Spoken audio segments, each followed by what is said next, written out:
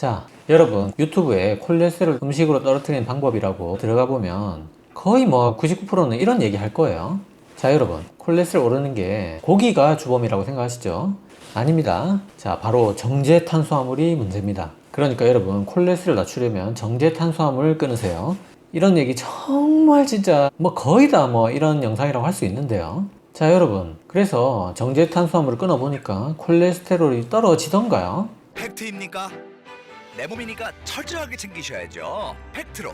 자, 아닙니다. 말도 안 되는 소리입니다. 그래서 오늘 제 영상에서는 진짜 정답, 저 닥터 딩요가 제 이름을 걸고 감히 말씀드리는데 오늘 콜레스테롤 음식으로 떨어뜨리는 영상 끝판왕을 제가 보여드리겠습니다. 제가 왜 끝판왕인가? 바로 제가 환자입니다. 저는 정말로 LDL 콜레스테롤 높은 고 LDL 콜레스테롤 혈증 환자입니다. 그러니까 이거는 더 끝까지 한번 찾아봤겠죠. 지옥 끝까지 찾아보는 거예요. 그것도 본의 아니게 3년 동안 자료를 모으게 됐어요. 그래서 제가 정말 보건복지부 식약처 뭐 할 거 없이 영혼까지 끌어모았지만 그래도 결국 근본은 2018년 질동맥경화학회 진료 지침을 중심으로 전반적으로 설명드리도록 할게요.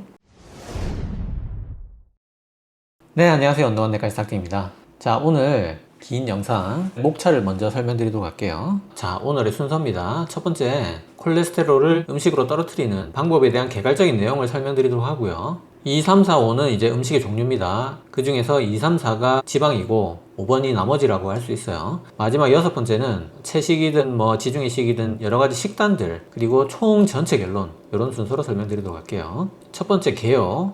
자, 이 개요는 우리가 무엇을 먹었을 때 피 속에 콜레스테롤이 오르고 그리고 피 속에 어떤 성분이 동맥경화를 일으키는지 이거를 먼저 깔끔하게 정리하고 넘어가야 콜레스테롤을 음식으로 떨어뜨릴 수가 있어요. 그게 자, 우리가 음식에서 먹는 지방이 있고 먹는 콜레스테롤이 있어요. 근데 그 중에서 주로 먹는 지방이 피 속에 콜레스테롤을 올립니다. 그래서 먹는 거는 지방이 중요하고 피 속에서는 콜레스테롤이 중요하다. 이게 서로 반대다. 이 개념을 알아야지 오늘 내용을 전반적으로 잘 이해를 할 수가 있습니다. 그래서 우리가 콜레스테롤을 먹는 게 20%고 간에서 만드는 게 80%다 이런 얘기는 많이 들어보셨죠? 근데 사실 이 간에서 만드는 80%도 먹는 지방이 이 간에서 만드는 걸 또 촉진하거든요. 그래서 여기에도 시기적 요인이 있습니다, 분명히. 그래서 먹는 지방이 훨씬 더 중요하다, 그런 얘기고요. 근데 여기서 또 먼저 알고 넘어가야 될 게 이 음식으로 콜레스테롤 떨어뜨리는 거는 우리가 고혈압, 당뇨, 고지혈증 있잖아요. 이 세 개 중에서는 가장 어렵습니다. 가장. 자, 그 어려운 이유가 첫 번째, 우리가 살을 빼고 뭐 음식을 가리고 운동하고 이런 거는 콜레스테롤을 낮추려는 목적도 있지만 결국은 이제 우리가 사실은 건강하려고 하는 거잖아요. 근데 이게 건강한 수준까지 해가지고는 별로 안 떨어지는 거예요. 자, 그게 무슨 말인가 하면, 자, 예를 들어서 내가 세 끼 다 피자를 매일매일 먹었다고 쳐요. 그러면 비빔밥을 먹는다고 치면은 우리가 건강해지겠죠. 근데 이 정도까지 해가지고는 콜레스테롤 한 3, 40밖에 안 떨어진다는 거예요. 그래서 LDL 콜레스테롤 약 먹은 것만큼 떨어뜨리려면 진짜 잡곡밥에 김치만 먹어야 되는 거예요. 근데 이게 과연 건강하냐 이 말이에요. 우리가 콜레스테롤을 떨어뜨리고 다른 병으로 빨리 죽으면 아무 소용이 없잖아요. 그래서 우리가 뭐 이 정도 지금 비만한 상태인데 제일 건강한 상태까지 딱 뺐다고 쳐요. 그러면 이렇게까지만 해가지고는 고지혈증 환자는 혈압, 당뇨하고 달리 한 30%밖에 안 떨어진다는 거야. 진짜 완전 진짜 뭐 3, 40kg까지 빼야지 고지혈증도 좋아지는 거야. 근데 엄밀하게 또 고지혈증에 고 LDL 콜레스테롤 혈증이 있고 고 중성지방 혈증이 있잖아요. 그래서 다시 정확하게 나누면 고 중성지방 혈증 환자는 건강한 상태로 생활습관 교정을 하면 거의 90%는 좋아집니다. 그래서 같은 고지혈증이지만 콜레스테롤 낮추는 게 여러 성인병 중에서 가장 어렵고 중성지방 낮추는 게 가장 쉽다. 극과 극이다. 그런 얘기고요. 자, 세 번째, 고혈압, 당뇨, 고지혈증. 고지혈증 안에서도 뭐 중성지방, 뭐 HDL 낮은 거, LDL 콜레스테롤 높은 거 다 통틀어서 이 LDL 콜레스테롤 낮추는 방법만 나머지 방법들하고 좀 달라요. 자, 무슨 말이냐면 요 두 병은 요 병이랑 가까운 게 아니라 오히려 당뇨랑 더 성질상 더 가까워요. 자, 우리가 음식을 먹는 게 크게 두 가지의 길이 있습니다. 그게 탄수화물 길이 있고 지방 길이 있어요. 탄수화물이 이제 밥, 그 다음 설탕, 뭐 과일도 굳이 분류하면 탄수화물로 볼 수 있겠죠. 이런 게 있고 지방에는 삼겹살, 버터, 견과류, 이제 이런 애들이라고 할 수 있어요. 이렇게 두 가지 길이, 예를 들어서 탄수화물 길이 고속도로, 단백질이 국도, 지방 길이 지방이니까 지방도라고 치면은 우리는 늘 살면서 고속도로도 가고 국도도 가고 지방도도 가고 항상 골고루 다닙니다. 근데 이게 어느 한쪽으로만 계속 가면 탈이 나는 거예요. 그게 탄수화물길은 당뇨 생기고 중성지방 오르고 HDL 떨어지고 이런 병들이 생기고, 지방길은 이제 LDL이 오르죠. 그래서 오늘 LDL 높아서 이 영상 보고 계실 테니까 요 길은 정말 웬만하면 안 가야 됩니다. 오늘 이 영상 보시는 분들은. 근데 또 그렇다고 해서 또 너무 이 고속도로만 몰빵해서 가는 것도 좋지 않다, 이제 그런 얘기를 오늘 하루 종일 할 거예요. 그런데 유튜브에서는 대부분 뭐 여기가 문제다, 무조건 이걸 줄여라, 이건 많이 먹어라, 이걸 많이 먹어도 LDL이 안 오른다거나, 아니면 이걸 많이 먹어서 오른 LDL은 큰 LDL이니까 상관없다든지 그런 얘기가 많아요. 그런 거는 다 사실이 아닙니다. 그래서 뭐 LDL이 높아도 괜찮다 이런 거는 뭐 거의 정신승리에 가까운 말도 안 되는 음모론이라고 할 수 있지만, 뭐 예를 들어서 LDL이 걱정이 돼서 고탄 저지를 하면서 칼로리까지 높으면 실제로 이 세 가지 병이 많이 생기는 건 맞거든요. 그래서 내가 당이 완전히 정상이고 건강검진에서 콜레스테롤만 높아서 오늘 영상을 보시는 건강한 분들이라 할지라도 약간 윗길도 조금 신경을 써줘야 된다는 거예요. 자, 그래서 앞에서 정제 탄수화물만 줄이면 콜레스테롤 높은 사람은 괜찮다, 뭐 그런 얘기가 틀린 얘기라고 제가 설명을 드렸는데, 자, 그게 제가 뭐 이거를 제 맘대로 이렇게 뭐 그려놓은 게 아니고 실제로 지침에 그렇게 나와 있습니다. 자, 그 얘기가 여기 있죠. 탄수화물 섭취는 LDL 콜레스테롤 수치에 미치는 영향이 중성적이다. 무슨 말이냐면 올리지도 않고 내리지도 않는다는 말이에요. 그래서 탄수화물은 콜레스테롤의 영향이 거의 없습니다. 거의.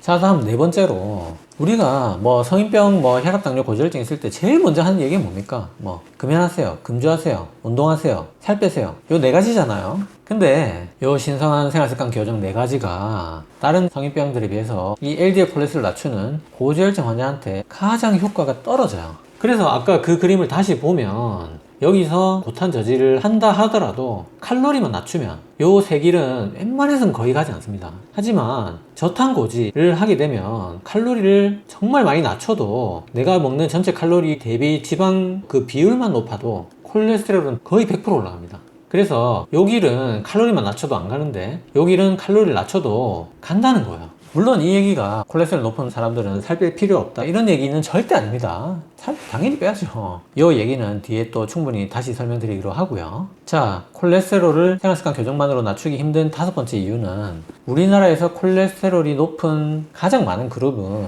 바로 폐경기 여성입니다. 그래서 이 그룹이 가장 많다는 거예요.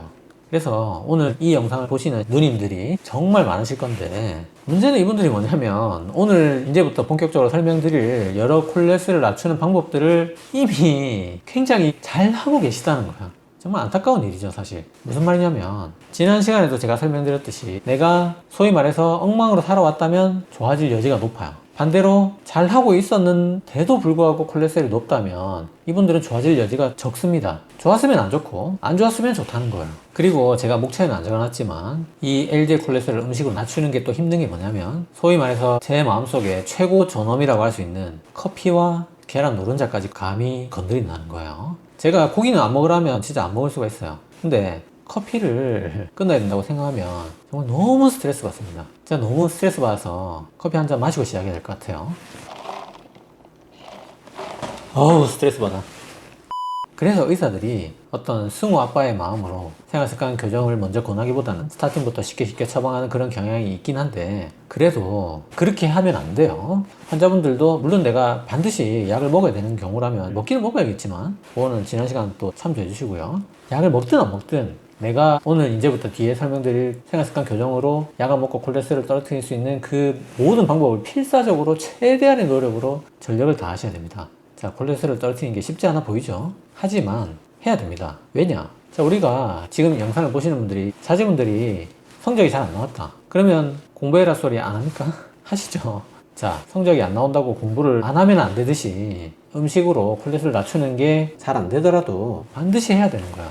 더군다나 이거는 공부하고 다르게 내 목숨이 달린 일이거든요. 심근경색 중풍 환자를 중환자실에서 한 번만 보시면 이게 정말 목숨이 달린 일이라는 걸 아시게 될 거예요. 그리고 효과가 적다 제가 계속 얘기를 지금까지 했지만 그렇게까지 적진 않습니다. 이거를 열심히 하면 요게 LDL 콜레스테롤 떨어지는 수치거든요. 그랬을 때 음식은 거의 30 정도 떨어집니다. 그래서 스타틴 제일 약한 거 하고 거의 맞먹을 정도의 효과예요. 열심히만 하면. 그래서 이 효과가 결코 작지 않습니다. 저도 해보니까 딱 30 정도 떨어져요. 그래서 내 목숨이 달려있고 효과도 30 정도 충분히 기대할 수 있기 때문에 절대 약을 먹는다고 해서 이거를 간과해서는 안 됩니다. 목숨 걸고 해야 돼요. 자, 지금까지 마음가짐, 어떤 개요에 대해서 알아봤다면 이제부터 본격적으로 흥미진진한 실제 떨어뜨리는 방법에 대해서 설명드리도록 할게요. 자, 첫 번째 포화지방부터 살펴보도록 할게요. 자, 포화지방이 LDL 콜레스테롤을 증가시키는 기전은 다음과 같은데 뭐 이거 아실 필요 없고요. 자, 아주 간단하게 포화지방은 LDL을 많이 만들기도 하고 또 LDL이 분해,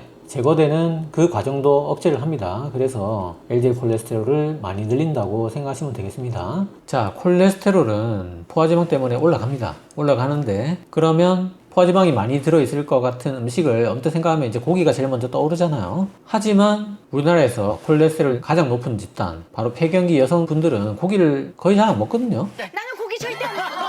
나는 소고기고 돼지고기고 아무거 안 먹어. 나는 회만 먹어. 그러면 정말로 이분들이 고기를 안 먹는가? 그거를 좀 살펴볼게요. 자, 우리는 1970년대에 쌀을 1년에 130kg를 먹고 고기는 5kg밖에 안 먹었어요. 근데 이게 2022년에 역전을 했습니다. 그래서 우리나라의 주식은 고기라고 해도 이제는 틀린 말이 아닙니다. 그래서 폐경기 여성분들이 젊은 여성이나 동일한 나이대의 남성에 비해서는 고기를 적게 먹을지 몰라도 1970년대에 비하면은 절대로 고기를 안 먹고 있는 게 아니라는 거예요. 그래서 잘 생각해보면 1970년대에는 비빔밥에 밥하고 나물하고 고추장만 넣어서 비볐어요. 근데 지금은 은근히 고기가 들어가거든요. 지방이 많이 들어가죠. 자, 제가 진료실에서 건강검진 해보니까 콜레스테롤이 많이 높습니다. 약을 드셔야 될 것 같습니다. 이렇게 말씀드리면 꼭 하시는 말씀이 아유 나는 고기 안 먹어 이 말 뭐 100% 나오고요. 두 번째는 나는 기름진 거는 느끼해가지고 먹으래도 못 먹는다 이렇게 말씀하시는 분들도 굉장히 많아요. 자, 그런데 정말 여러분들이 지방의 맛을 싫어하는지 제가 몇 가지 테스트를 내볼게요. 나는 떡보다 빵을 좋아한다. 나는 잔치국수보다 라면을 좋아한다. 나는 비빔밥에 계란 후라이와 참기름을 넣어야 맛있다. 자, 여기에 한 가지라도 해당되면 나는 지방의 맛을 좋아하는 거예요. 사람은 단맛만큼 지방의 맛에 쉽게 중독이 된다고 합니다. 그래서 생각보다 많은 현대 인류가 지방의 맛에 당류처럼 중독이 돼 있고, 근데 문제는 뭐냐면 이게 설탕과는 달리 지방은 그 맛을 이게 지방이 많이 들었다 적게 들었다 거의 구분하지 못한다고 합니다. 그래서 당류 중독보다 어떻게 보면 더 불리해요. 그래서 우리가 1970년대부터 지방의 섭취량이 꾸준하게 쭉 상승했습니다. 그에 따라서 고콜레스테롤 혈증 유병률도 똑같이 쭉 올라가고 있어요. 그래서 이 그래프를 아까 그 그래프에 넣어보면 이런 모양이 되거든요. 그래서 이 지방 섭취가 늘어난 것과 비례해서 고콜레스테롤 혈증 환자도 늘어나는 거예요. 그래서 지방이 콜레스테롤 늘리는 거에는 뭐 이견의 여지가 없습니다. 그래서 그 지방 중에서도 포화지방이 LDL 콜레스테롤 수치에 가장 큰 영향을 주는 식사 요인이 되겠습니다.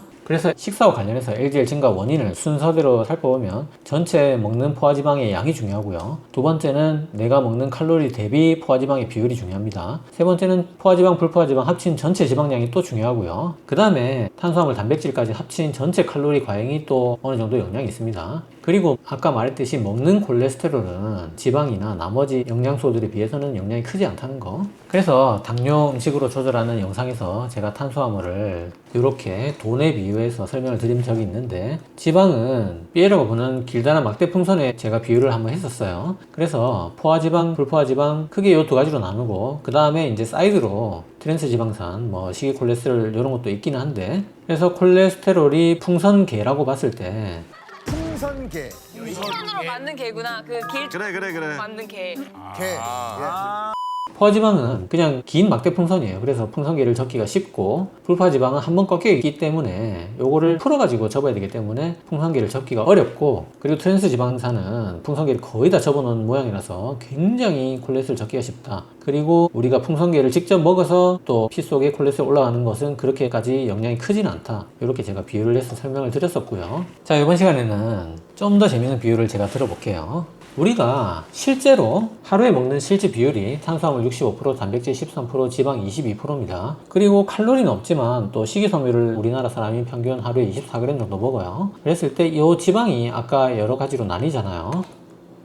그게 이렇게 나뉩니다. 자, 여러 이제 많이 들어있는 음식들은 다음과 같습니다. 그래서 하루에 우리가 포화지방을 평균 14.2g, 즉 3분의 1 정도 먹고, 불포화 지방을 3분의 2 정도 먹어요. 그리고 이제 트랜스 지방과 콜레스테롤은 굉장히 미미하게 먹는다. 이렇게 알고 계시면 돼요. 자, 요거를 다시 정리해보면 포화 지방이 영향이 가장 크고, 그 다음에 불포화 지방까지 합친 전체 지방이 또 그 다음 영향이 크고, 그 다음에 단백질, 탄수화물까지 합친 총 칼로리가 또 그 다음 영향이 크다고 했잖아요. 그리고 트랜스 지방은 굉장히 많이 올리고 콜레스테롤 조금 올리지만 요 두 개는 아주 소량 먹고 있다. 그렇게 제가 설명을 드렸었는데, 자, 요거를 제가 온실가스의 비율을 한번 해볼게요. 자, 온실가스의 비율을 하면 포화지방은 우리가 타고 다니는 승용차, 자동차의 비율을 할 수가 있고요. 불포화지방은 대중교통의 비율을 할 수가 있어요. 그리고 트랜스지방은 화물트럭, 콜레스테롤은 전기차, 그 다음에 탄수화물, 단백질은 나머지 뭐 공장이나 발전소, 뭐 축산업 이런 것들에 해당합니다. 그리고 이제 식이섬유는 나무 심기의 비율을 할 수가 있어요. 그래서 이게 음식이 콜레스테롤을 올리는 게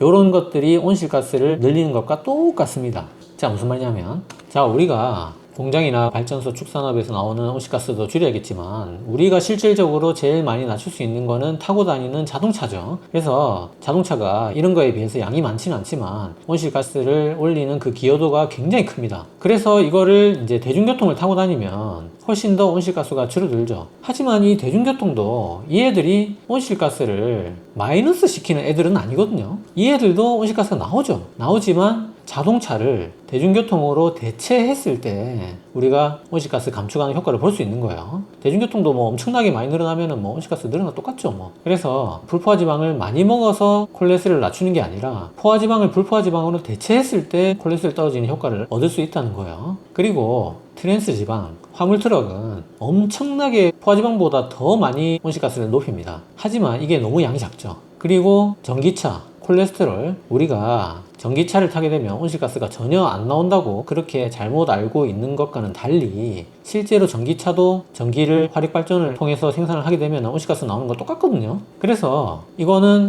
온실가스를 올립니다. 전기차도. 그래서 그런 식으로 콜레스테롤도 우리가 먹어서 콜레스테롤이 올라가지 않는다고 잘못 알려져 있지만 대중들의 인식과는 달리 사실은 먹어서 콜레스테롤도 어느 정도 올라갑니다. 20%의 기여를 하기도 하고, 그게 전기차하고 똑같죠. 그리고 마지막으로 우리가 모든 온실가스는 발생하는 걸 줄이는 방향으로 가야 돼요. 근데 발생해 있는 온실가스를 포집하는 방법도 있긴 있죠. 이게 주가 되어서는 안 되겠지만 그게 음식에서는 식이섬유고 온실가스에서는 나무심기라는 거예요. 그래서 우리가 콜레스테롤을 낮추기 위해서 포화지방 같은 걸 줄여서 콜레스테롤 생성을 줄이는 방향으로 가야 되지만 또 먹어가지고 콜레스테롤 조금 낮추는 걸 기대하기도 하죠. 그게 바로 식이섬유고 그게 나무 심는 거랑 똑같다는 거예요. 자, 우리 몸에 콜레스테롤이 올라가는 거는 온실가스랑 똑같습니다. 자, 요거를 뒤에 계속 이 비율을 써가지고 제가 설명드리도록 할게요. 자, 이제부터 다시 포화지방 본격적으로 살펴보면, 자, 포화지방이 콜레스테롤 제일 많이 올리고 그 다음에 뭐 전체 지방량, 뭐 먹는 콜레스테롤 영양이 적다 하는데 그게 어느 정도냐? 그 공식이 있습니다.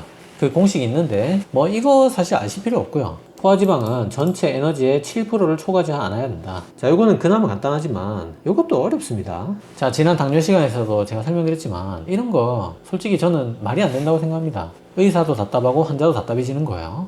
그래서 오늘 이 시간에 딱 그냥 외우시면 됩니다. 포화지방은 하루에 15g 이하로 먹어라.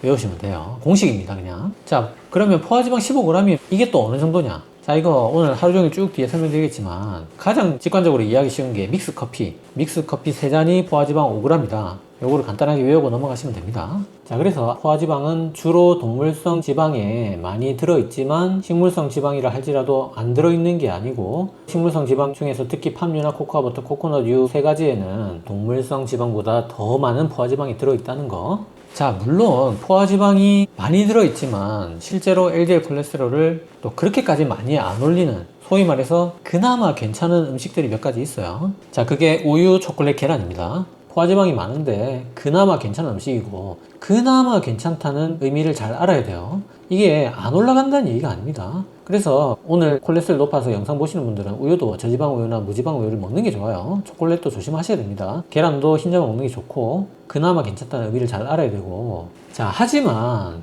포화지방이 많아도 콜레스테롤 많이 올라가지 않는다고 음모론자들이 늘 주장하는 코코넛 오일, 코코넛유는 아닙니다. 이거는 많이 올라갑니다. 코코넛 오일은 실제로 이제 콜레스테롤 많이 올리는 라우르산이 대부분이기 때문에 콜레스테롤 올라갑니다. 요거는 다다음 시간에 또 자세히 설명드릴 거예요. 그리고 우유도 또 한 편을 할애해서 자세히 설명드릴 거고요. 그래서 신기한 게 이 우유는 포화지방이 많아도 콜레스테롤이 그렇게 많이 올라가지 않는데, 우유 안에서 유지방만 따로 빼서 만든 버터는 또 콜레스테롤 무지막지하게 올라갑니다. 음식이라는 게 뭐랄까 1 더하기 1은 2 이런 식으로 간단하게 설명할 수 있는 건 아니에요. 자, 그래서 처음 영상에서 우리 몸의 LDL이 높은 주범이 고기가 맞냐 아니냐 요거에 대한 설명을 제가 해드리겠다고 했는데, 우리가 포화지방을 어디서 제일 많이 섭취하는지가 하나가 있고, 그 다음에 어떤 음식에 포화지방이 제일 많이 들어있는지가 있어요. 이런 두 가지가 있습니다. 그래서 어떤 음식에 포화지방이 제일 많이 들어있나, 한 번 먹었을 때 치명적인 거는 정답이 고기가 아닙니다. 고기보다 콜레스테롤 훨씬 많이 올리는 음식은 따로 있어요. 자, 그게 바로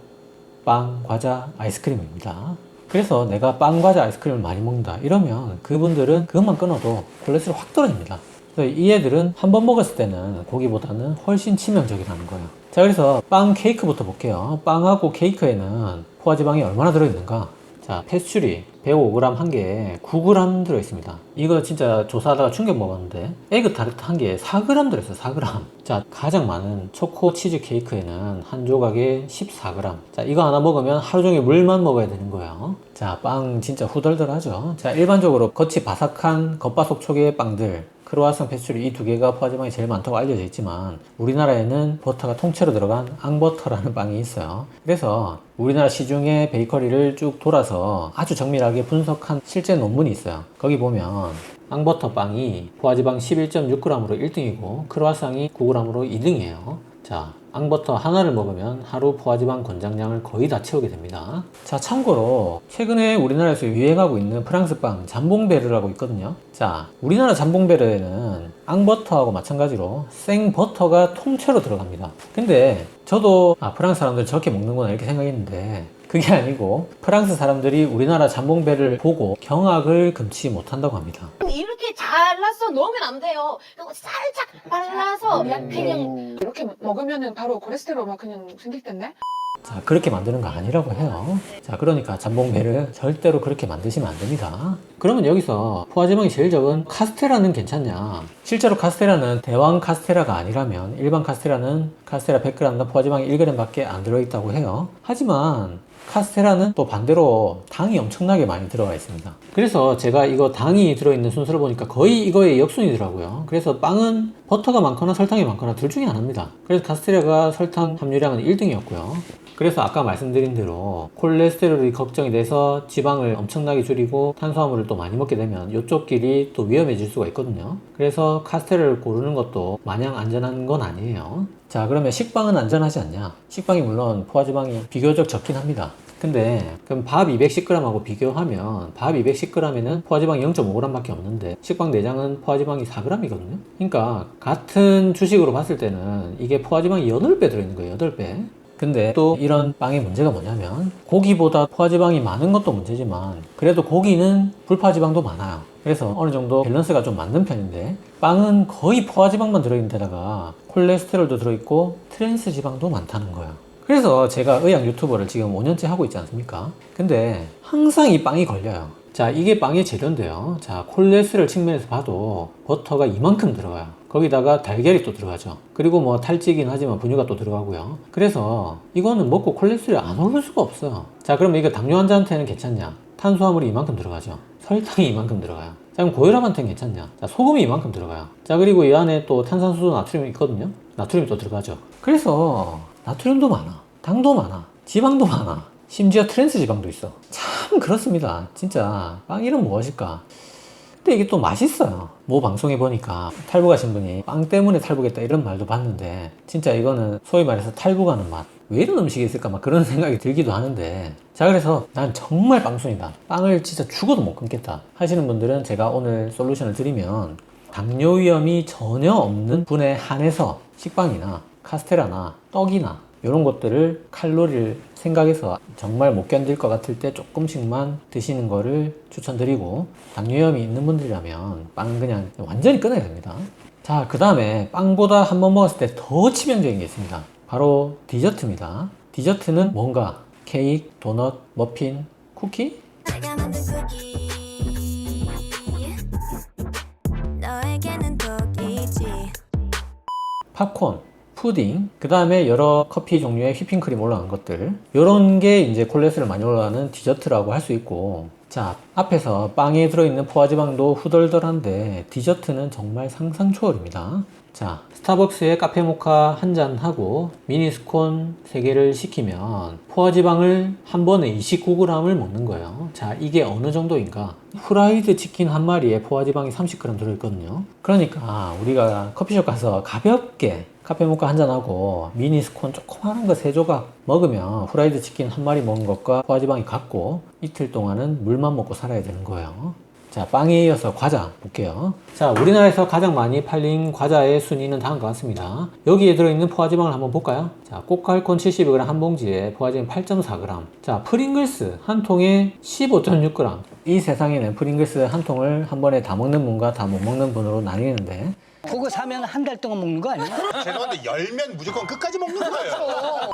자, 만약에 한 통을 다 먹게 되면 하루 권장량 15g을 넘습니다. 자, 에이스는 더 심해요. 에이스 107g 한 봉지에 16.4g 더 많습니다. 자, 제가 의외로 조사하면서 놀랬던 게 맛동산 85g 한 봉지에 3g 밖에 안 들어있어요. 하지만 믹스커피 2잔에 해당하고, 역시 이런 빵이나 과자나 아이스크림 종류는 포화지방이 적은 걸 골라도 당이 많기 때문에 아까 말한 윗기를 조심해야 돼요. 그래서 콜레스테롤 높은 분들은 그냥 과자는 역시 완전히 끊는 것이 좋습니다.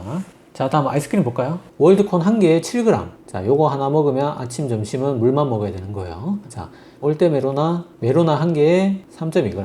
믹스커피 2잔이죠. 자, 그러면 안전한 아이스크림은 없나? 제가 베스킨라빈스 아이스크림들 포화지방을 쭉 보다 보니까 포화지방이 0이 있는 아이스크림이 있더라고요. 자, 그게 뭔가? 자, 우리의 희망 블랙 소르베, 즉 샤베트입니다. 샤베트. 이게 뭐 아주 엄밀하게 따지면 이제 프랑스식 소르베만 지방이 전혀 없고, 미국식 셔벗은 또 유제품이 들어간다고 합니다. 우리나라 팥빙수에 연유가 들어가는 거랑 비슷한 개념이죠. 그래서 정확히 따지면 프랑스식 소르베만 지방이 전혀 없는 거예요. 그래서 얘는 당만 들어있습니다. 당만. 자, 그렇다고 그러면 이제 소르베는 안전하구나 해서 소르베를 고르면 역시 또 윗길로 갈 수 있는 거예요. 그래서 아이스크림 당연히 끊어야 되는데, 나는 죽어도 아이스크림 못 끊는 사람이다. 근데 콜레스테롤 낮춰야 된다. 그러면 당뇨 위험이 전혀 없는 사람만 죽을 것 같을 때 소르베를 최소한으로만 드시면 됩니다. 자, 빵, 과자, 아이스크림 끝났고요. 그 다음에 이제 굉장히 많이 궁금해 하시는 과연 라면은 어떤가? 자, 면류 보도록 할게요. 자, 라면은 제가 뭐 종류별로 조사해봐도 거의 차이가 없더라고요. 보통 7g에서 9g 사이였고, 자, 중국집의 짜장면 짬뽕은 이게 뭐 조리 방법에 따라 천차만별이겠죠. 하지만 대략 8에서 12g, 라면과 비슷하거나 조금 더 높았어요. 그리고 파스타는 더더욱 천차만별이었습니다. 자, 알리오 올리오 같은 오일 소스 스파게티는 포화지방이 3.9g 밖에 안 되고요. 자, 반면에 크림 소스 스파게티는 포화지방이 26g으로 거의 폭탄 수준이었어요. 참고로 이탈리아 현지에는 까르보나라에 크림이 전혀 들어가지 않는다고 해요. 크림 카르보나라는 번데기 두 가지만 음식이 있으면은 어떤 거 선택하시겠습니까? 진짜 번데기 먹겠습니다. 그래서 크림 파스타는 근본이 없는 파스타입니다. 아까 프랑스 잠봉베리랑 똑같죠. 그 콜레스테롤도 안 좋으니까 먹지 마세요, 그런 거. 자, 그리고 콩국수에 포화지방이 4에서 5g 들어있지만 여기에는 불포화지방도 많고 단백질도 많기 때문에 영양적으로 콩국수는 그렇게 나쁘지 않습니다. 그리고 면류는 다행히 굉장히 안전한 국수들이 많았어요. 먼저 라면, 건면, 얘가 정말 포화지방이 낮더라고요. 맞나 싶을 정도로. 그리고 뭐 잔치국수, 냉면, 쌀국수, 김치말이국수, 우동, 쫄면, 뭐 해물칼국수 이런 거 다 포화지방이 1에서 2g. 그 다음에 냉모밀, 막국수 이런 애들은 1g이야. 그래서 면류 좋아하시는 분들은 선택지가 굉장히 많죠. 라면을 못 끊는다 이러면 칼로리만 조심하시면서 건면을 가끔 라면 생각날 때 드시면 됩니다. 그리고 뭐 냉면, 뭐 쫄면, 칼국수, 냉모밀, 막국수 이런 거 대부분 안전해요. 자, 다음 정말 많은 분들이 궁금해하시는 커피 믹스랑 초콜릿. 자, 믹스커피는 계속 설명드렸지만 하나에 1.6g, 세 잔에 5g 포화지방이 들어있습니다. 이 포화지방은 대부분 코코넛유라고 해요. 아까 말씀드린 대로 코코넛유는 먹었을 때 LDL이 올라갑니다. 이거는 전혀 안전하지 않아요. 하지만 초콜릿에 들어있는 포화지방은 스테아르산이라고 해서 콜레스테롤이 그렇게까지 많이 올라가지 않는 포화지방이 되겠습니다. 그래서 파스타, 초콜릿, 포도주, 우유 이런 애들은 콜레스테롤에 엄청 좋다는 논문도 많고 엄청 안 좋다는 논문도 많아요. 그래서 약간 중간이 없는 음식들인데 이 애들은 제가 한 편의 영상으로 또 자세히 설명드리기로 할게요. 하지만 오늘 이 시간에 콜레스테롤 높아서 이 영상 보시는 분들은 초콜릿이나 우유도 조심하셔야 되고 코코넛 유가 많이 들어간 믹스커피는 피하셔야 됩니다. 자, 그래서 코코넛 유는 믹스커피에 크림에 좀 들어있고 의외로 이제 우리나라에서 그렇게 많이 먹진 않지만 코코넛 유가 정말 많이 들어가 있는 음식이 바로 태국 음식이에요. 뭐 콜레스테롤 높은 분들이 태국 음식점에 가서 이거는 괜찮나 하면서 먹을 수 있잖아요. 자, 엄청나게 올라갑니다. 그러니까 태국 음식 중에서 코코넛 유가 많이 들어간 똠양꿍, 푸파퐁커리 이런 것들은 피하셔야 됩니다. 자, 그 다음에 이제 대망의 육류. 자, 고기 드디어 나왔습니다. 자, 포화지방을 한번 먹었을 때 많이 섭취하는 건 빵, 과자, 아이스크림이다. 그럼 우리가 빵, 과자, 아이스크림을 과연 많이 먹냐 이 말이에요. 정말로 많이 먹는 음식 중에서 포화지방이 제일 많이 들어가 있는 음식, 즉 어떤 음식에서 주로 포화지방을 섭취하는가? 콜레스테롤의 주범, 정답, 고기가 맞을까요? 자, 공개하도록 하겠습니다. 자, 우리나라에서 포화지방을 가장 많이 섭취하는 음식은 고기가 맞습니다.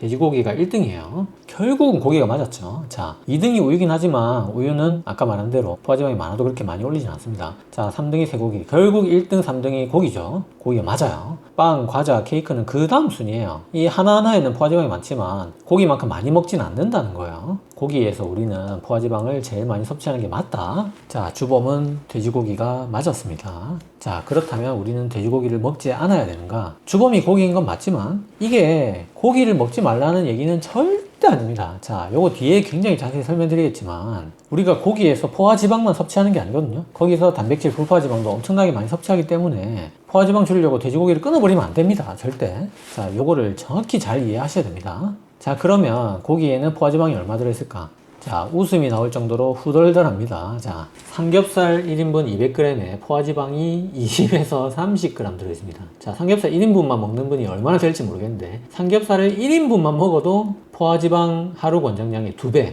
자, 치킨 한 마리, 오븐에서 구운 굽네 치킨 같은 경우에는 포화지방이 뭐 가장 적어서 한 15g 정도 들어있고 요리 방법에 따라서 40g까지 들어있는 치킨도 있어요. 그래서 삼겹살 1인분을 먹든 치킨 한 마리를 먹든 이틀 동안 물만 먹고 살아야 되는 거예요. 자, 그럼 또 이런 얘기 많이 들어보셨죠? 수육은 좀 그나마 괜찮다 이런 얘기가 있잖아요. 자, 수육은 안전할까요? 자, 전혀 그렇지 않습니다. 그러니까 삶으면 수분만 빠진 거예요. 수분만. 지방은 변화가 없어요. 그래서 수육 뭐 300g이긴 하지만 1인분에 포화지방이 무려 37g 들어있습니다. 37g. 자, 고기를 삶아 먹으면 그나마 괜찮다는 거는 완전히 잘못된 말입니다. 전혀 안전하지 않습니다. 그러면 어차피 구워 먹거나 삶아 먹거나 지방이 똑같으면 구워 먹는 게 맛있으니까 구워 먹어야지 이렇게 생각하시면 또 안 돼요. 고기를 구우면 발암물질이 생깁니다. 그거는 뭐 거의 명확하게 밝혀져 있는 사실이기 때문에 삶아 먹는 게 건강에 더 좋은 건 맞긴 맞아요. 근데 지방을 줄이는 목적으로 삶는 거라면 그거는 효과가 미미하다는 거예요. 그래서 돼지고기를 우리가 뭐 삼겹살만 먹는 줄 알지만 뭐 돼지갈비, 곱창, 감자탕, 돈가스, 불백, 제육볶음, 두루치기, 불고기, 만두, 산적, 떡갈비, 보쌈, 족발, 순대, 탕수육 뭐 이런 음식들로 많이 먹고 이 애들은 다 위험하다는 인식들이 있죠. 그래서 그나마 안전한 수육을 먹으면 좀 괜찮지 않냐? 이것도 딱히 전혀 안전하지 않다는 거예요. 그래서 돼지고기의 어떤 조리 방법에는 큰 차이가 없다는 겁니다. 돼지고기 중에 정말 안전하다고 확실하게 말할 수 있는 거는 장조림, 샤브샤브, 육회 딱 요 세 가지밖에 없습니다. 그래서 우리가 소위 말하는 맛없는 부위 있잖아요. 맛이 없기 때문에 이제 장조림이나 뭐 육회나 샤브샤브로 먹는데 얘들만 안전하다는 거예요. 그래서 돼지고기는 부위가 중요하다는 거예요. 자, 그러면 우리나라 사람들이 가장 사랑하는 삼겹살은 이제 못 먹는 것인가?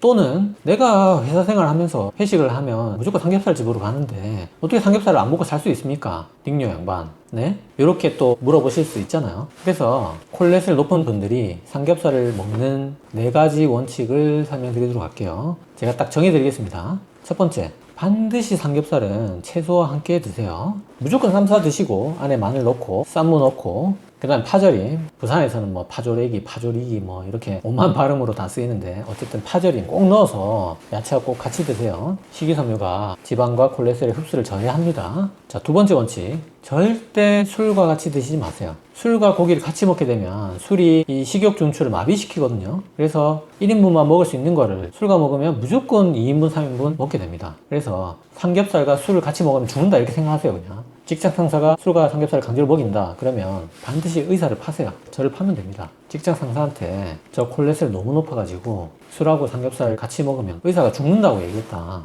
이렇게 얘기하세요. 자, 그랬을 때 어느 직장 상사가 그걸 뭐라 하겠어요? 의사가 죽는다 했는데. 그래서 술과 삼겹살은 절대 같이 드시지 마시고 차라리 밥과 같이 드세요. 밥과 삼겹살 같이 먹는 것도 뭐 엄청 권하는 건 아니지만 그래도 술보다는 훨씬 나아요. 그래서 삼겹살 집에 회식을 하러 가면 밥부터 시키면 됩니다. 그 정도는 의사를 팔고 충분히 당당하게 얘기할 수 있습니다.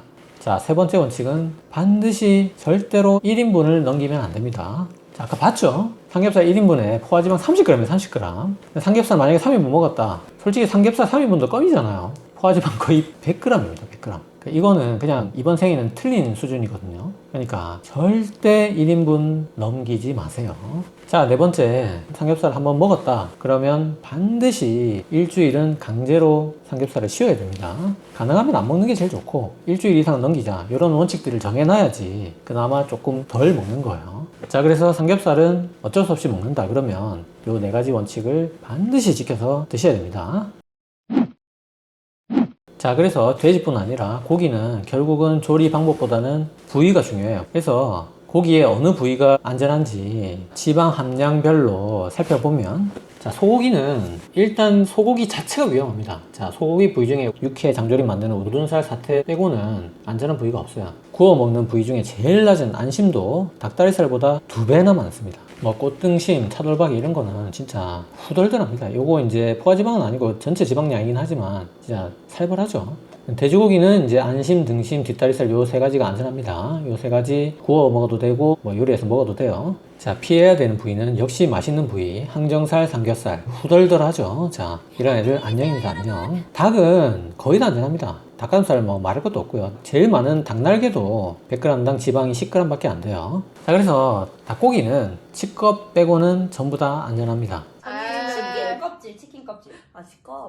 여러분 자, 그래서 고기 부위 정리하면 소고기는 우둔살, 사태살, 돼지고기는 안심, 등심, 닭고기는 치껍 빼고 대부분 안전합니다. 치껍만 빼고 드세요. 자, 그 다음에 가공육, 햄, 소세지, 베이컨. 자, 이건 뭐 딱 봐도 많아 보이죠? 포화지방. 자, 프랑크 소세지 하나에 포화지방 7g. 자, 스팸 200g 한 캔에 22g. 자, 뭐 이거 솔직히 이거 한 캔도 먹을 수 있잖아요. 자, 햄버거. 자, 빅맥이 11g인데 이것도 후덜덜한데 더블 쿼터 파운드 치즈 21g. 자, 한 끼에 21g. 자, 삼겹살 2인분에만 먹죠. 희한한 거는 감자튀김은 또 포화지방이 그렇게 많지 않더라고요. 물론 이게 뭐 트랜스 지방이 있기 때문에 포화지방만 볼 수는 없지만 어쨌든 햄버거에 비하면 선녀였어요. 그래서 뭐 콜레스테롤 높은 사람이 맥도날드를 가지는 않겠지만 만약에 정말 부득이하게 갔다 그러면 차라리 햄버거를 최대한 조그만 걸 시키고 감자튀김 큰 걸 시켜서 드세요. 자, 그게 그나마 안전합니다. 자, 그 다음에 탕류는 어떤가? 자, 탕류는 한식이니까 그래도 포화지방이 좀 적지 않을까? 그렇게 생각할 수 있는데, 자, 탕류도 무지막지한 놈들이 또 몇 가지 있어요. 자, 그게 부대찌개, 갈비탕, 감자탕입니다. 얘들은 한 그릇에, 한 끼에 1일 권장량에 육박합니다. 13에 16g 포화지방이 들어있고요. 자, 삼계탕이 좀 안전하지 않을까 생각했는데 이것도 장난 아닙니다. 10에서 11g. 그러니까 정말 고기는 조리 방법이 중요한 건 아닌 것 같아요. 이 삼계탕이 돼지국밥보다 높아요. 자, 이게 저는 맞나 싶은데 어쨌든 삼계탕도 전혀 안전하지 않습니다. 안전한 탕은 딱 2가지, 해물탕, 추어탕이에요. 요게 3g 이하입니다. 요 2개는 딱 생각해봐도 그냥 지방이 적을 것 같잖아요. 탕 좋아하시는 분들은 요거 위주로 드시면 됩니다. 자, 굴국밥도 4g으로 포화지방만 봤을 때는 좀 안전하긴 한데 저는 이것도 맞나 싶은데 콜레스테롤이 518mg 들어있어요. 이게 좀 말이 안 되는데. 자, 콜레스테롤이 518mg, 하루 권장량이 173%. 계란찜보다도 높더라고요. 이게 말이 되나 싶긴 한데 어쨌든 여기 식약처에서 조사한 내용으로는 그렇습니다. 그래서 굴국밥도 추천할 수 없고 해물탕, 추어탕만 안전하다 이렇게 생각하시면 되겠습니다. 자, 그 다음에 한국인의 주식 밥류. 자, 밥은 대부분 안전해요. 자, 햇반하게 아까 0.5g 들어있다고 했는데, 자, 대부분 포화지방이 적고, 김치볶음밥, 잡채밥, 그 다음에 오므라이스, 요 3개 빼고는 전부 다 5g 이하입니다. 한 그릇에. 그러니까 뭐 회덮밥이나 비빔밥이나 이런 거 충분히 주식으로 드시면 되겠습니다. 자, 길고 길었던 포화지방 끝났고요. 이제 다음 순서 불포화지방 설명드리도록 할게요. 그래서 오늘 콜레스테롤 걱정돼서 음식으로 조절하려고 이 영상을 보시는 분들은 차돌박이는 안녕 이렇게 하시면 됩니다. 그냥 차돌박이는 내 인생에 없다고 생각하세요. 자, 예를 들어서 중성지방만 높은 사람, HDL만 낮은 사람, LDL만 높은 사람 3명의 환자가 있다고 가정을 해요. 그러면 이 3명 중에서 운동을, 금연을 가장 해야 되는 사람은 누구일까요? 누구긴 누구겠어요. 자,